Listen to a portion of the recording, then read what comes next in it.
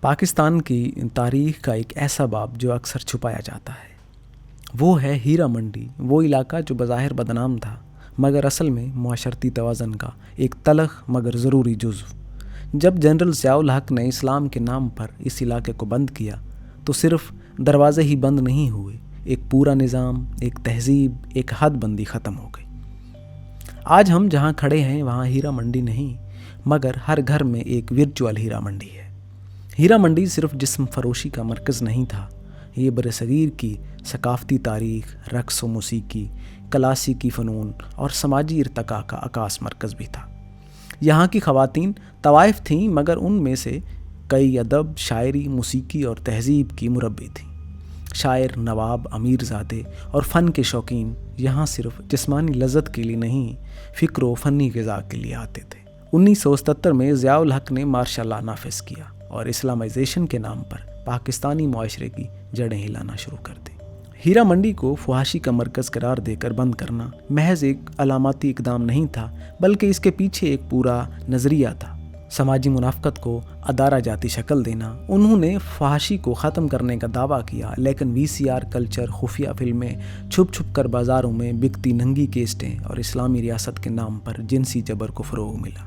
پردے کے پیچھے بدکاری بڑھی مگر نام پر اسلام رہا۔ ہیرا منڈی کو بند کیا گیا لیکن ضرورت وہی رہی۔ انسان کی جبلت، خواہش اور جسمانی تقاضے کبھی بند نہیں ہو سکے۔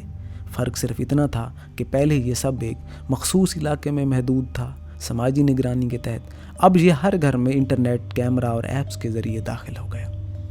آج ہر وہ نوجوان جو اپنے کمرے میں اکیلا موبائل لے بیٹھا ہے وہ ایک جدید ورچوئل ہیرا منڈی سے جڑا ہوا ہے۔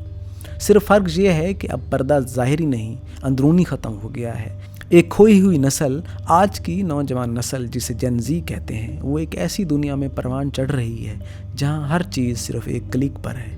TikTok, Instagram, Snapchat, only fan جیسے پلیٹ فارم پر نہ صرف جسمانی نمائش عام ہے بلکہ اسے عزت، شہرت اور آمدنی کا ذریعہ بھی سمجھا جا رہا ہے۔ ہیرا منڈی کا بدنما ٹیگ اب نوجوان لڑکیوں کے انسٹاگرام اکاؤنٹس پر گلیمر بن چکا ہے۔ جسم بیچنا نہیں بلکہ شو کیس کرنا کہلاتا ہے۔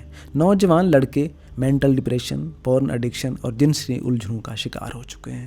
وہ جو پہلے پردے میں تھیں اب سکرین پر ہیں۔ وہی معاشرہ جو کبھی ہیرا منڈی کے خلاف نعرے لگاتا تھا آج سوشل میڈیا پر لڑکیوں کی ریلز پر لائکس کرتا ہے۔ پہلے مشتہر عورت طوائف کہلاتی تھی، آج وہی انفلوئنسر ہے۔ یہ کیسے ممکن ہوا؟ کیونکہ معاشرہ بظاہر اسلامی ہوا مگر باطن میں جنسی گھٹن کا شکار ہوا۔ جب باہر بند ہوتا ہے تو اندر ابلتا ہے، اور وہی ہوا۔ ضیاء الحق نے جو زبردستی کی شریعت نافذ کی، اس نے جسموں کو نہیں روحوں کو ننگا کر دیا۔ خاندانی نظام کی بربادی۔ ہیرا منڈی بند ہوئی تو لوگ سمجھے معاشرہ صاف ہو گیا، مگر حقیقت یہ ہے کہ اب بدکاری گھروں کے اندر، موبائل فونز میں یا اسکول کے ارد گرد اور دفاتر کے اندر پنپ رہی ہے۔ والدین بچوں کو موبائل دے کر خوش ہو جاتے ہیں، مصروف ہیں، مگر وہ نہیں جانتے کہ ایک بچی 12 سال کی عمر میں کس طرح گرومنگ کا شکار ہو رہی ہے۔ ایک بچہ پورن دیکھ کر جسمانی اور ذہنی الجھن میں پھنس چکا ہے۔ معاشرتی تقسیم، مقدس لباس، فاسق کردار۔ اب ہم دو معاشروں میں تقسیم ہو چکے ہیں، جو ظاہری مذہب میں لپٹے ہوئے مگر اندر سے کھوکھلے ہیں۔ وہ جو جدیدیت کے نام پر بے راہ روی کو فیشن سمجھتے ہیں، دونوں طرف سے ضیاء الحق کا دیا ہوا زہر پھیلا ہوا ہے۔ ایک طرف زبردستی کی شریعت، دوسری طرف حد سے بڑھی ہوئی آزادی، اور درمیان میں ہیرا منڈی کی روح جو مر گئی مگر اس کی لاش ہر گھر میں بسی ہوئی ہے۔ کیا ہیرا منڈی کو بند کرنا حل تھا؟ سوال آج بھی پوچھنا ضروری ہے۔ کیا ہیرا منڈی کو بند کرنے سے فحاشی ختم ہوئی، یا وہ صرف چھپی، ڈیجیٹل ہوئی اور ناقابل قابو ہو گئی؟